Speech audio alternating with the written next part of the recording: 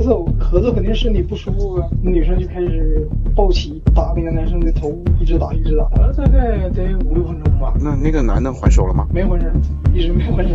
我看那个女的是挺使劲的，而且言语上也有点开始骂骂咧咧的。虽然我是一个情感主播，但是当我们每看到这种阴盛阳衰的社会现象的时候呢，我还是要出来怼一下的。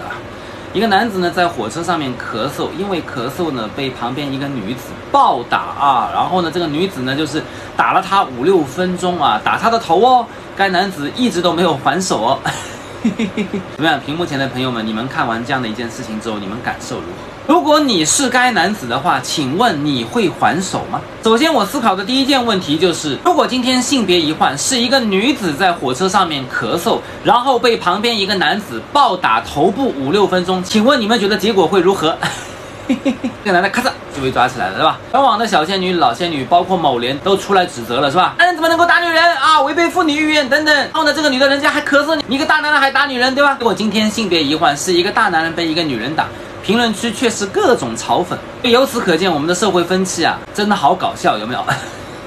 当然了，我也知道评论区的这帮哥们儿之所以如此嘲讽，他们是在反粉，他们也很无奈。说实在的，我们这样的一个大环境、大氛围，作为一个男人，你还手也不是，不还手也不是。如果你今天胆敢还手，不管是不是你的对，最后一定是你的错，有没有？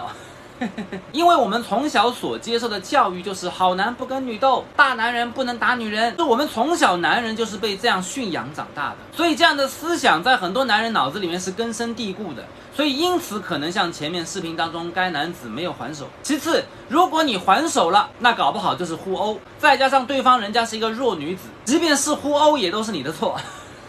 有没有？没办法，大环境总归是偏向于仙女。还有，万一该男子打输了怎么办？就更加丢脸了，对吧？我们都知道，现在我们这个大环境，很多的仙女特别的强悍，有的时候作为一个大男人啊，还真不一定打得过这种小仙女呢。所以左思右想，该男子可能就选择没有还手。但抛开事实不谈，我们要谈的是什么呢？为何我们当下整个大环境，这种在公共场合嚣张跋扈、无法无天的小仙女越来越多？不是动口骂娘，就是动手打人，而且态度一般都是极其嚣张。到底是什么原因呢？是道德的沦丧，还是人性的扭曲呢？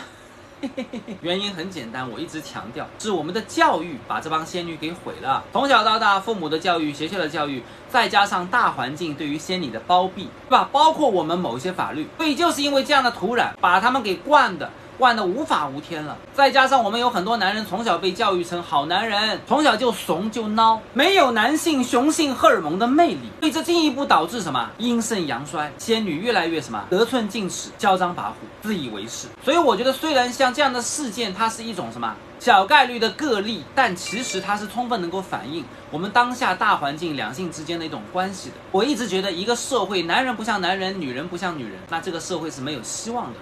我不知道屏幕前的各位朋友们，你们对于这样的事情有什么看法呢？欢迎大家在评论区留言啊。